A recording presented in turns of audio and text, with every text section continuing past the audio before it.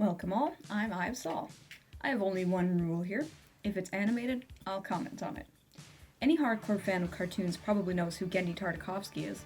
He's one of the men behind such amazing shows like The Powerpuff Girls, Dexter's Laboratory, Star Wars The Clone Wars, and Samurai fucking Jack. I mean, that's one of the best cartoons ever made. How could you go wrong with that? He's a personal idol of mine, and he's pretty much anything animated he touches turns gold like a certain sickly kind of shower.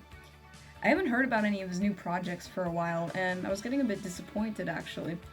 I thought maybe he'd thrown in the towel a little bit early, which anyone who has done his line of work knows that someone like him probably wouldn't do that. While I was looking up some animated movies to while away my worthless life with, I noticed that he also directed a movie known as Hotel Transylvania in 2012, where Adam Sandler plays a vampire.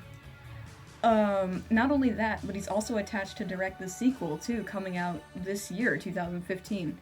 After I got over that weird fact, I was looking over his other projects, and I noticed something I'd never seen before. A little project known as Sym-Bionic Titan. How the hell did I never hear about this? A series conceived, directed, produced, written entirely by Genndy Tartakovsky. Holy shit! I was ashamed that I was unaware of this series, given the serious cartoon fan that I am. First, I'll give you a little backstory on the series.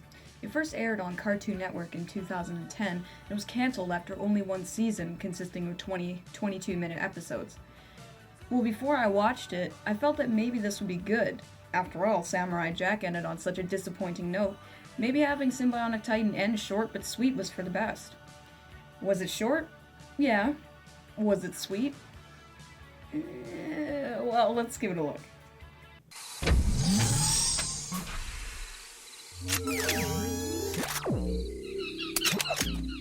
First off, the plot of Sym-Bionic Titan is actually extremely similar to an episode of Samurai Jack, known as Jack and the Flying Prince and Princess.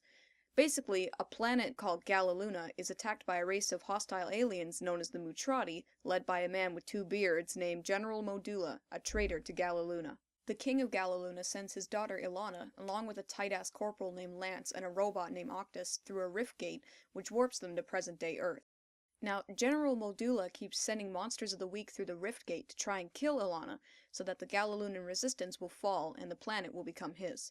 The three escapees must protect Earth and themselves from a never-ending onslaught of vicious alien creatures, while posing as normal high school-going siblings, and evading the military, and a mysterious organization called the Galactic Guardian Group, or G3, led by this badass white-haired enigma called Solomon. So, okay, that's all interesting and whatnot, but the real focus of the show is not this dark, gritty story about rebellion and sacrifice and all that. No, it's about this thing here. This thing, the Sym-Bionic Titan, made when Lance, Ilana, and Octus merged together by some kind of advanced science fuckery, is the star of the show. The story exists, only that this big shiny bastard can be sold in stores for $14.99, with its individual Voltron-esque armor pieces sold separately for $9.99. Overall, the plot is nothing particularly original, but that's fine with me. Not everything can be unique and fascinating. As long as it has a little nugget of creativity encased somewhere within its depths, you can keep my attention. Let me tell you though, I was having quite a time finding that nugget in here.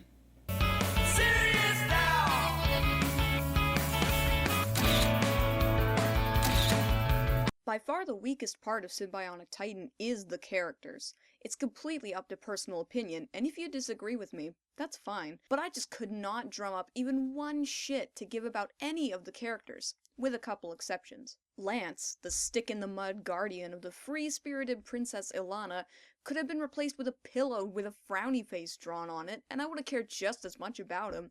He's a typical dark, brooding young man, and everybody in high school wants to bang him.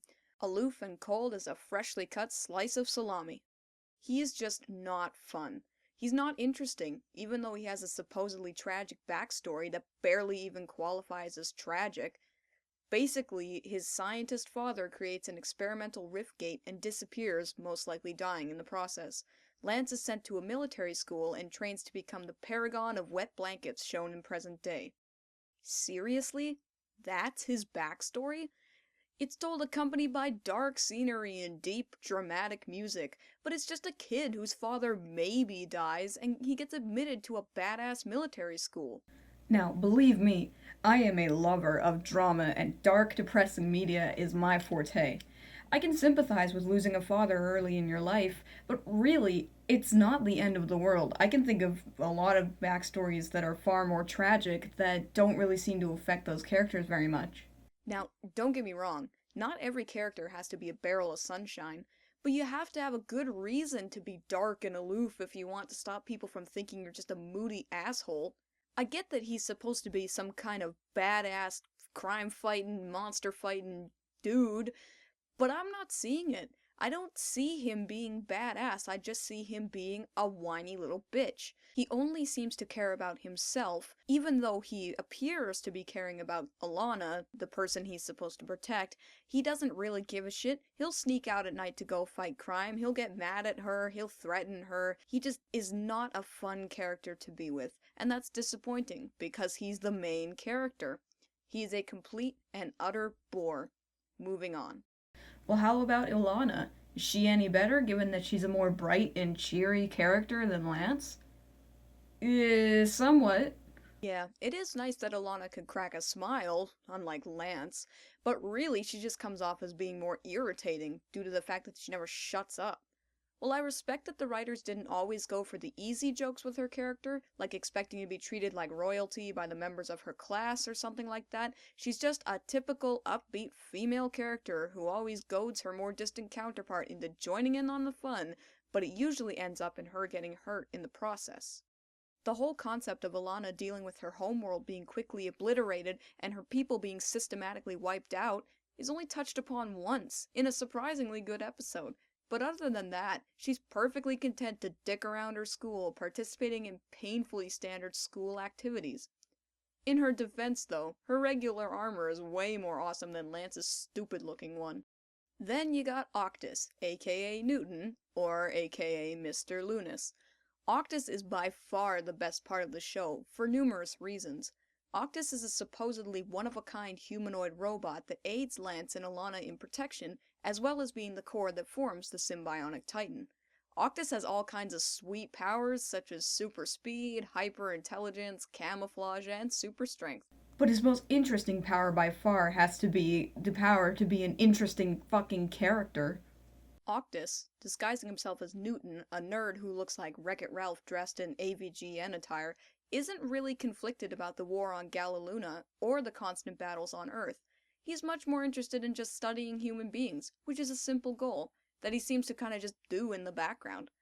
Octus isn't trying to be in your face. He isn't trying to get you to sympathize with him because he's not really conflicted about his existence. He knows he's a robot, and he still doesn't care. He performs his tasks like a robot, but still has a very recognizable human element. It's a bit hard to explain, but basically, Octus is an extremely well-done portrayal of a contented robot. Just chillin' for the most part, but always ready to kick some ass when the time comes. And also do something else with asses. Shake it, bake it, booty, quick it, roll it around. Go quick it, shake it, bake it, booty, quick it, roll it around. Go quick it, shake it, bake it, booty, quick it, roll it around. Go quick it, shake it, bake it, booty, quick it, roll it around. I see you bumping up and down, quaking up my city street. Boys be dropping to the ground, worshiping you at your beat. They be calling, let it loose. Well now, for the villains, there's really not much to say. We got the stereotypical, perpetually furious military guy, General Julius Steele. He yells a lot, and says hammer time quite a few times. That's really all there is to say about him. Then you got the other general, Modula, who I'm sure would have been a much more interesting villain if the show hadn't been cancelled. Because, well, you get basically no information on him, which is a real shame, because I would love to know what kind of anti-gravity hair gel he uses to get his two beards to stay suspended like that. Is it natural? Like Brack? I'm thinking about growing a beard, and then growing a beard on that beard, and then, on that beard, a moustache! Regardless, he does have a bit of an ominous air about him, but due to underdeveloping, he fades into the background and out of your memory very quickly. Not to mention, he looks like Dr. Zaius from the Simpsons episode A Fish Called Selma. Dr. Zaius, Dr. Zaius. Dr. Zaius, Dr. Zaius. Dr. Zaius, Dr. Zaius. Oh. Dr. Zaius! Dr. Zaius! Dr. Zaius! The only somewhat interesting villain in this show is Solomon, the leader of G3, who I swear is modeled after the Thanatos version of Pete White from the Venture Brothers. Leviathan draws near. Death is at hand. We cannot outrun the beast. He gets that way around death. It's like he's in a Creed video.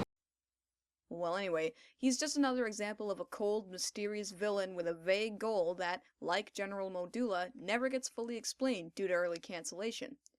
Design-wise, I find him very appealing. Villains with garish outfits have always been high on my list of loves for some reason, even if they act completely stupid, like Jean Descalais from the Professor Layton games, or Kuja from Final Fantasy IX. Solomon doesn't get a pass just due to his wardrobe, but he's still the most interesting villain by far. I really would have liked to know more about his origins and all that jazz, but there's no use in complaining about a show being cancelled, since my bitching will never change the world.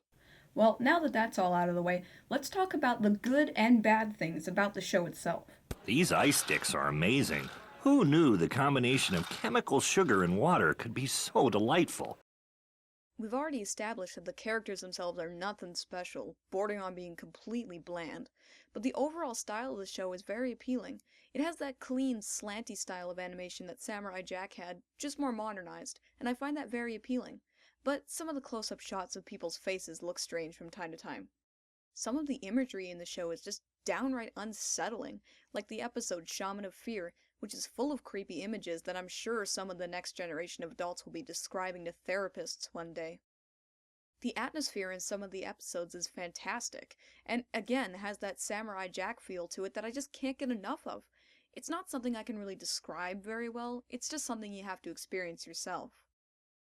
But by far the best thing in the show is Octus. I wish the show could have just been about Octus.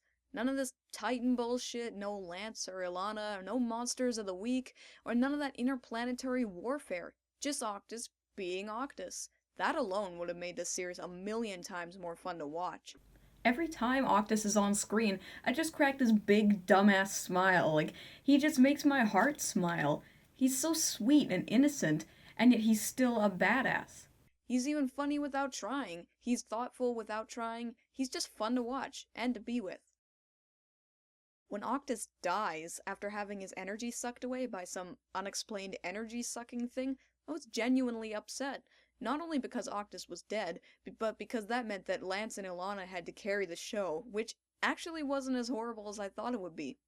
Regardless, Octus is awesome, and he's the only thing in Sym-Bionic Titan that would maybe bring me back for another playthrough. I would have given anything to see the look on Solomon's face when we unleashed this bad boy. Bet he had to change his shorts. Yes, sir! Darn right he did. The hammer. Yeah! Where do I begin? This is, without a doubt, not one of Genndy Tartakovsky's best work.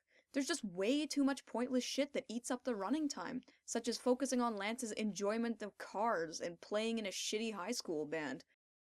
Too many of the characters are as stock as a cornfield. Side characters like Kimmy and her gang of cackling bitches just piss me off at a personal level. Why do so many stories have asshole female cheerleaders? You can be an asshole without being a cheerleader. As I said before, there were literally no side characters that gave even an ounce of a shit about, which is too bad, because maybe I expected more from the man who gave us brilliant characters like Dexter and motherfucking Aku. Only a few episodes stand out as being particularly memorable, but this series commits one of the greatest sins a show can commit. It ends on a goddamn cliffhanger. I mean, it's not like I was particularly invested in the whole overarching story, but man do I hate when things end on cliffhangers, especially things that have virtually no chance of ever being continued. So much of the series is just style over substance. One thing I haven't really mentioned yet is the Titan battles. Now, let me make one thing clear. I have nothing against the mecha genre at all, but I am not at all a fan. I've watched shows like Transformers, Neon Genesis, Code Geass, shows like that, but I still can't call myself a fan. Even so, I can tell when mecha action is done right, and holy god was this not done right. Maybe it's because the Sym-Bionic Titan itself is virtually indestructible, or the knowledge that Lance and Ilana never seem to get injured while using it, but the fights between the Titan and the monsters were just so uninteresting. I mean, it takes a special something to make two big-ass behemoths beating the piss out of each other seem boring. Now, I could go on and on forever about the things I didn't like about this series, but at the center of it all, the worst thing about it is just that I was so disappointed by it. I mean, it may have been my fault for getting my hopes up and everything, but it's made by one of the greats of the modern cartooning industry and one of my personal idols. Plus, its art style is similar to Samurai Jack, so I was expecting something better. It's really a tragedy that it's just not up to par with his previous projects, and that's really disappointing. Still, after all that, let's end this on a positive note. Let's quickly go over my personal favorite and least favorite episode from this short but not so sweet series. So, considering all the things I didn't like about the series, I actually found it a little hard to choose a least favorite episode.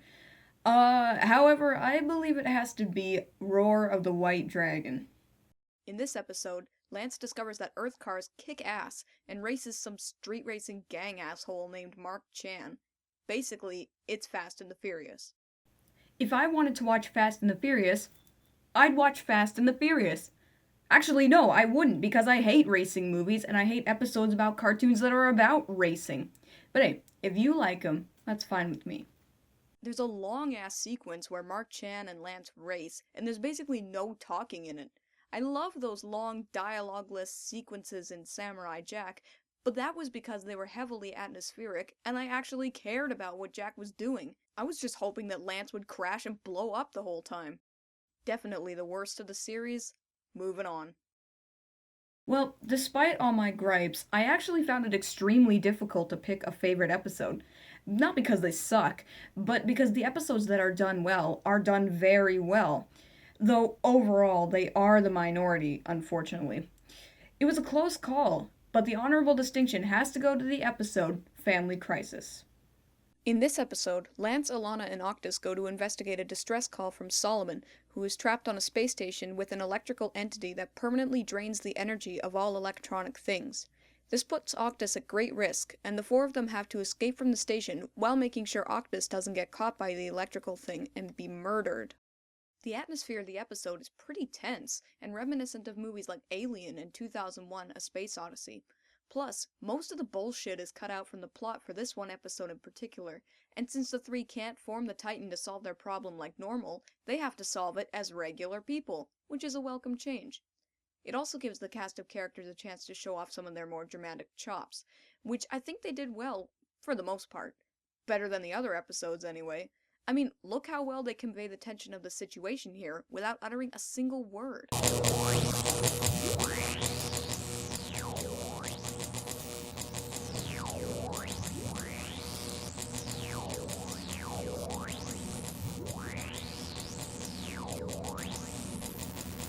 As I mentioned earlier, in the end, Octus is caught by the electrical entity and has his energy drained, which kills him. I was actually fairly disturbed by that, since I really did care about Octus and was sad to see him hurt. But more importantly, it meant that Lance and Alana couldn't form Titan anymore, which also made me smile like an idiot. The Titan is barely in this episode, and only serves as a method of travel, which is also a plus.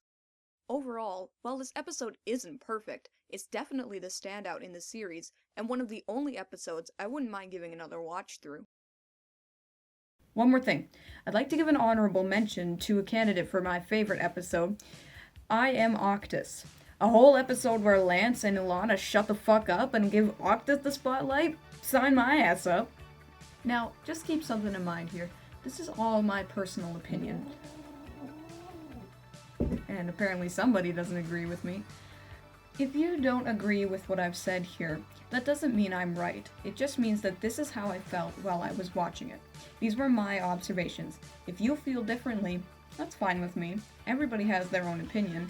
That's the only time I'm going to say this. All future videos, I'm going to assume you know. It's all my opinion. So, Sym-Bionic Titan. I've given it quite a bit of shit here, but honestly, overall, I don't think it's that bad a show. It's got some good actions, good characters, a few good episodes, and great art style. I can't see myself watching it a million times like Mr. Tartakovsky's other works, but I'm glad I watched it through at least once. If you're a fan of the mecha or action genres, you may want to check it out. Might be right up your alley. I give Sym-Bionic Titan 2.5 eyes out of 5. Which means it's good, but not great. So, to sum things up, Sym-Bionic Titan. Is it watchable? Yeah. Is it enjoyable? Sort of. Is it memorable? Not really. But in all honesty, it's got a bit of a spark inside that big empty Titan shell.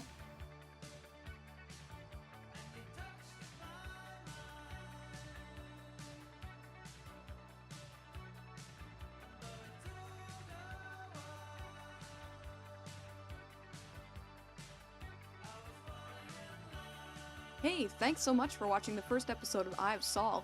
If you want to see more of me blah-de-blahing, hit subscribe to follow my channel, or click the links in the video to check out my Twitch channel and my Twitter page. I'll be posting more of these comment videos in the near future, so check back for more new videos. Have an idea for an animated series or movie you want me to comment on? Leave me a message in the comments. I'll consider every suggestion I get. Thanks again for watching, and have a great day.